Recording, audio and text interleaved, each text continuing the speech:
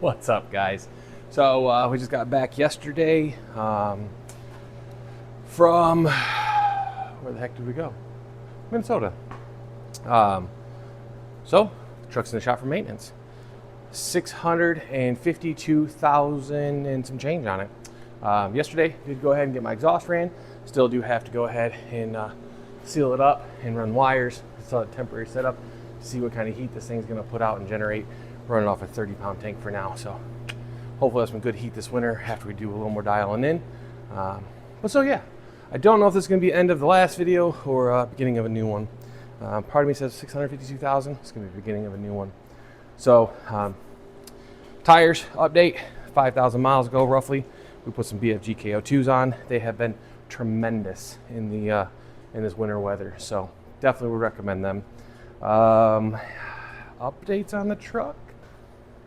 Everything's good. We're going to do once over. Everything's cold, like anything is this time of year. So you hear a little bit more noises and creaks and rattles out of it. But we'll shake the other wheel bearing because we just replaced that passenger front. No glow plug issues or anything like that. So yeah, we'll shake that down. We'll check some differential fluids. At 652,000, I do a spin-on transmission filter. There is a magnet in there, so make sure you get it. But I use good old AC Delco.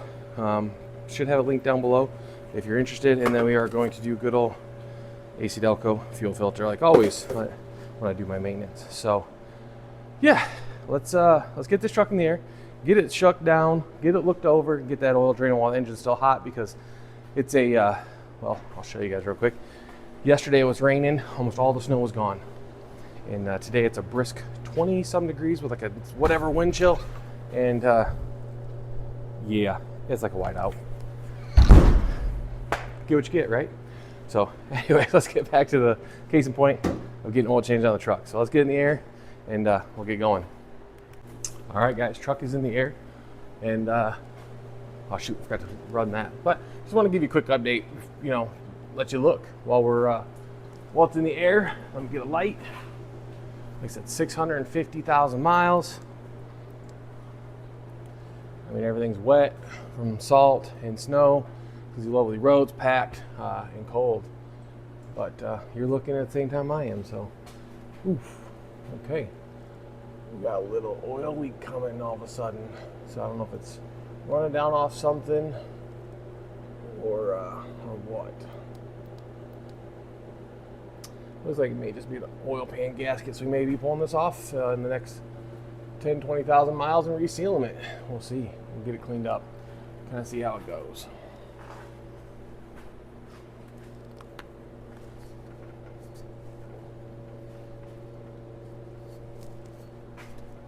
No play in the drive shafts. And the U-joints are good.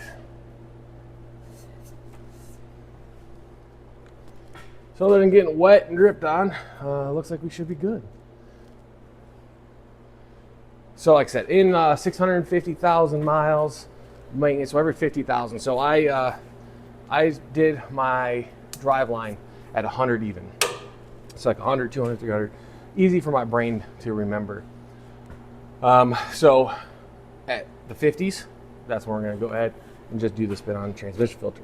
There should be a magnet in that filter. If there is not one, get one. I think they're like $13 or $20 at the dealership, if I'm not mistaken, when I've had to buy one. If not, I know helping a buddy out with his truck, he ordered an Allison one off of Amazon. If I can find it, I'll link it below. And it already had a filter. And it was like 20, it was an Allison filter. Normally Allison filters are red. He went and called them and found out that they lost, like the dye or something's hard to come by. So now there's a black spin-on filters, and it's comes with a magnet, and it's like $1 or $2 difference, $3 difference, something like that, than what the AC Delco one is. So, all right, well, let's go ahead and get the pan under here, get it draining, and I'm gonna shake that front down. The lift was not happy to pick this big girl up. It is cold, and I just want to give you a quick walkthrough before I kick the heat on and get a little bit more heat in the air. As you can see, a little hot or a little cold. So yeah, should be good. Truck's in the air. Nice new ceiling up there. Sorry, got me excited about that. And we'll get it draining. Let's get going. All right, guys. So I just thought I'll bring it back real quick. We'll look at the fuel filter. Pull up my sleeve so I don't end up with it running down. Like I've told you guys in the past, I have had it to where there's metal in there. So let's see what there is. Hopefully we'll be good. There won't be anything big in there. You always get some, I feel like. I don't know if it's supposed to be there or not. That's hard to say. Like I said, I've done an internal pump on the tank before. Ever since then, I've tried to do a lot better job. Here's some fuel at running additives in there all the time. So let's see. Let me get this filter. As you can see on top, there's a little bit of sparkles.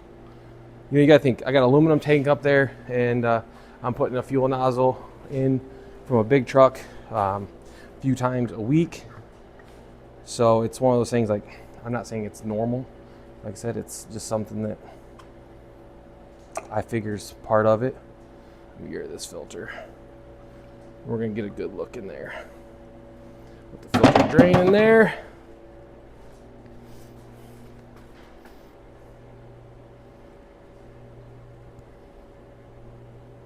Not too bad.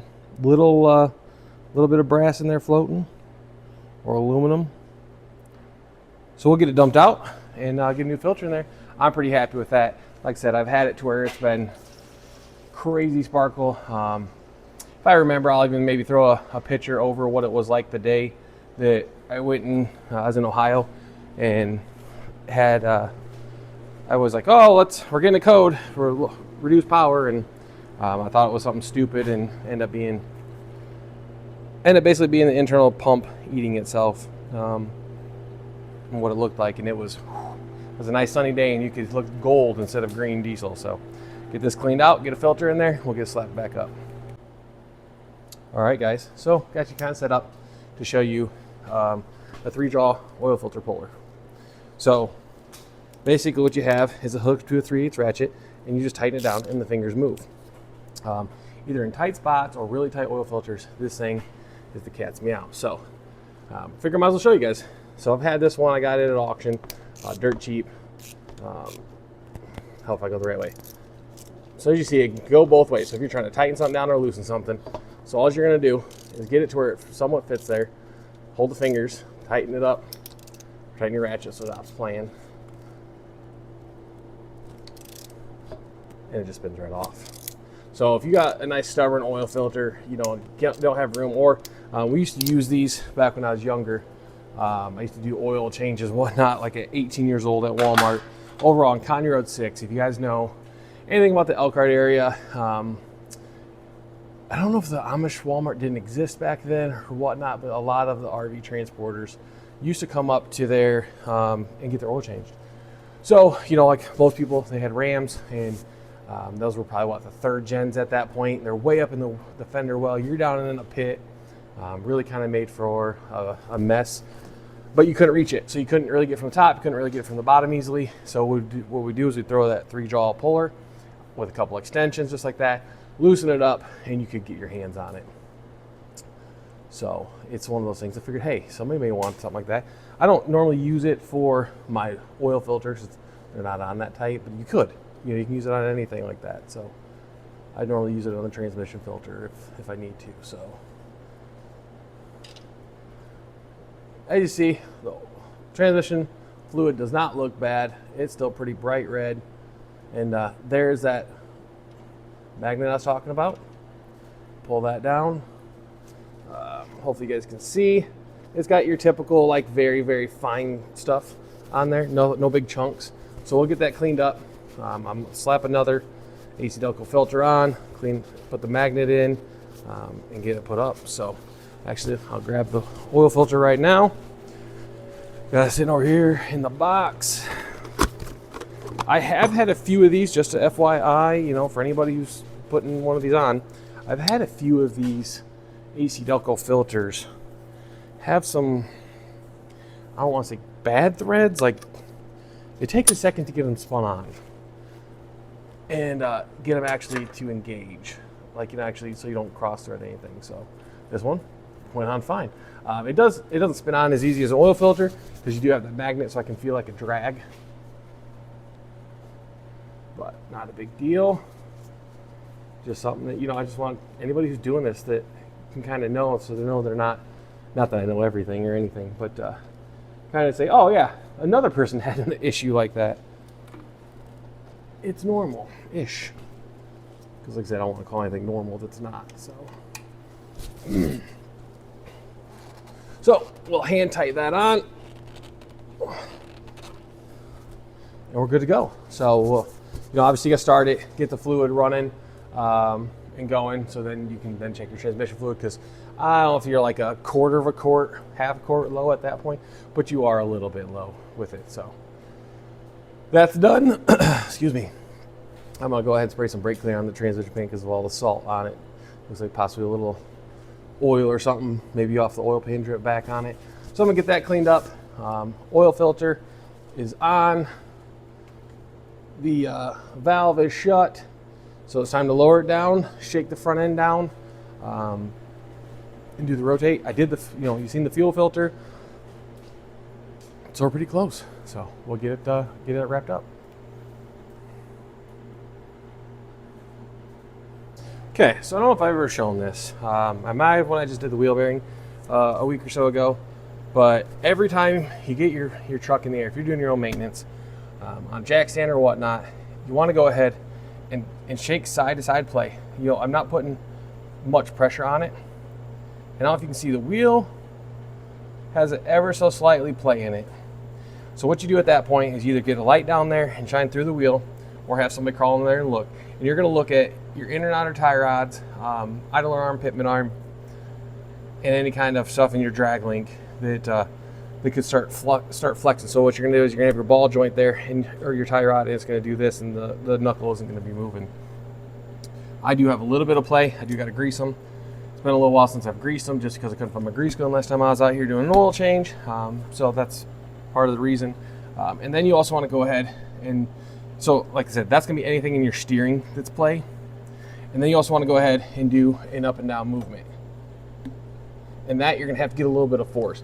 That's gonna go ahead and go off of your wheel bearing and or ball joint. Sometimes you can go ahead and get your wheel just right, put a pry bar in there, and then I can always put a rag or something so I don't damage my wheels. I know they're not fancy, but they're mine, so I try to take care of them. You put a pry bar in there, and you can go ahead and try to get it to play. So I just want to kind of give a more of a visual instead of just talking about it. So we're going to go ahead and get the rotate done, and then grease all the grease fillings, so upper, lower, tie rod, pitman arm, idler arm mount, and then the upper, lower, and tie rod on the other side. So then we'll get some oil put in it. All right, guys, so we got the truck on the ground, tires are rotated, front end's greased. It's time to fill this bad boy. So I just thought I'd bring you along again to show you the fill and talk to you. So as you can see, Amsoil. I use it, love it. I've had it in this truck for, what's that, probably 350,000 miles now. I do run lesser than what the mileage it is, just because, like I've said in past videos, not that I don't believe in the product, not that I wouldn't do it, it's 100% tax purposes.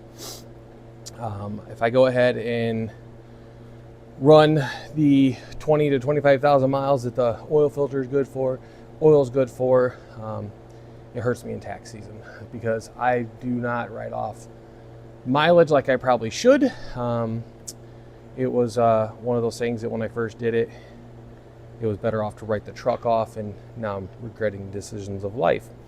So not that, like I said, not that anything on the product. I run anywhere from 10 to 12, 13,000 miles on an oil change. You can send out the samples. They come back good. Everything's fine. So yeah, it's just one of those things. I just want to kind of talk about it. I am a dealer, not trying to sell anybody on it. If you want help with it, you have questions for it, anything like that, holler at me. Gladly answer anything. They do have a discount program you can sign up for. Matter of fact, I'll even help you out with that the first time. And depending on what you're doing, like if you're like me and you're doing RV transport and you're running your butt off, you actually get a pretty dang good discount, and it's not much different than an actual oil change if you're running Rotella T6 or anything like that. And you know, it's all what you believe in, and not trying to talk anybody about what they're doing. If that's what works for them, cool. But like price wise, not that much different. I like I said, running at 10 to 15,000 miles on oil changes, just for the simple fact that I have an oil that's good for 25,000 miles, but yet I don't need it. I don't need to run it the full time.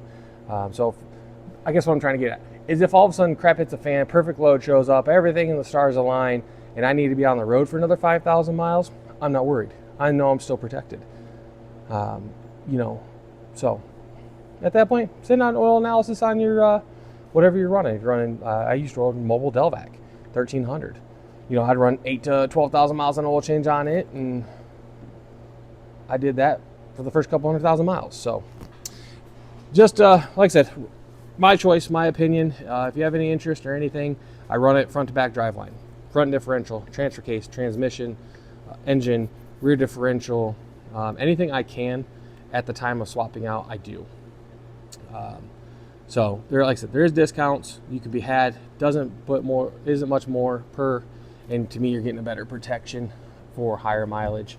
You know, when you're talking about, I'm putting, you know, if you're like, oh, I'm at 12,000 miles, I need to change my Rotella or mobile or whatever, but that perfect load comes up, this keeps you protected. So ultimately, if you, depending on how you write off your taxes, either A, you're gonna spend more money on oil for better protection in my mind, and that's gonna help you, or your, yeah, so I'm sorry, drawing a blank here. Thinking, trying to pop seals. Yeah, so like me, you're either gonna spend more money and have better protection for your engine, and you're gonna write off more money, which is gonna bring your taxable income down, or you're gonna go ahead and do your oil changes in bigger intervals for a little bit more money, which is then gonna save you money on the back end. They do make a bypass filter. I've thought about getting that to where there's stories out there of people running. There was actually a big rig. He ran an oil change for 700,000 miles because he ran an Amsoil bypass filter. And you know, you change out your spin-on filter every 20, 30,000 miles. Change your bypass filter, there's different levels of where you get them. And so you're constantly topping off with some fresh oil, like quarts of oil at that point in time, especially on a big rig. So eventually, you are swapping out, you're just not dropping it completely.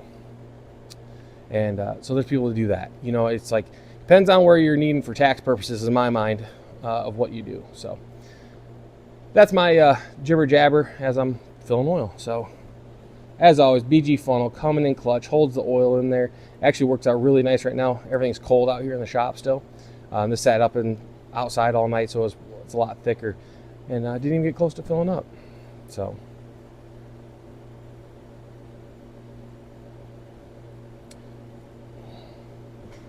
there's the oil. We'll get her started up. We'll check the level of it, and we'll go from there and see what we got.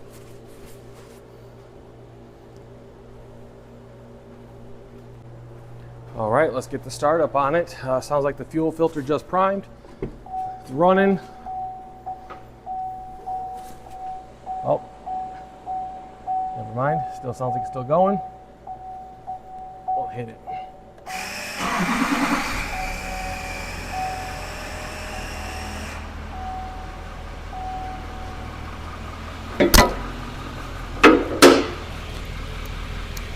Check to make sure I didn't screw anything up. There's nothing leaking out. Oil pressure's at 57.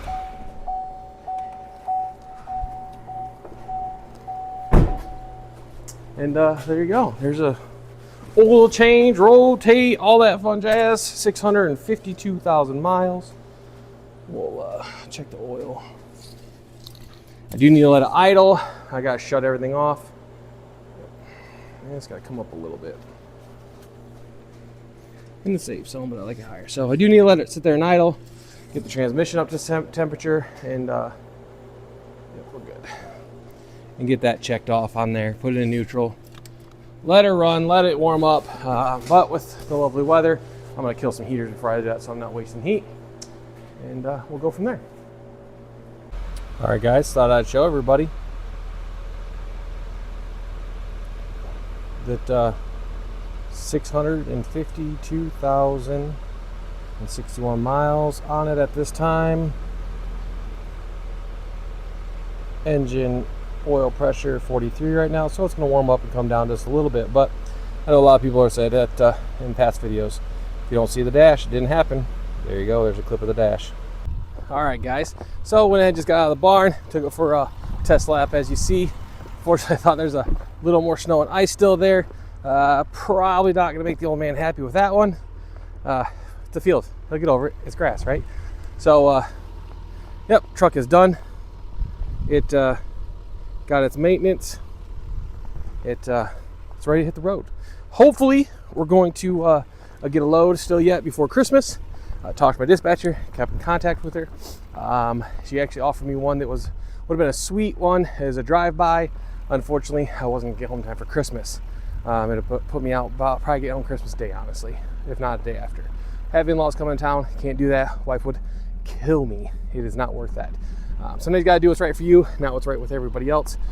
So we're going to go ahead, wrap this video up. I thank you guys for watching and holding out there with me on this as I jibber jabber along and do stupid stuff, whatever.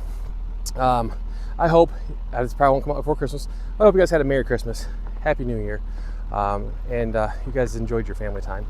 Didn't work your butt off and got some enjoyment out of it. So like, comment, subscribe. We'll see you guys down the road.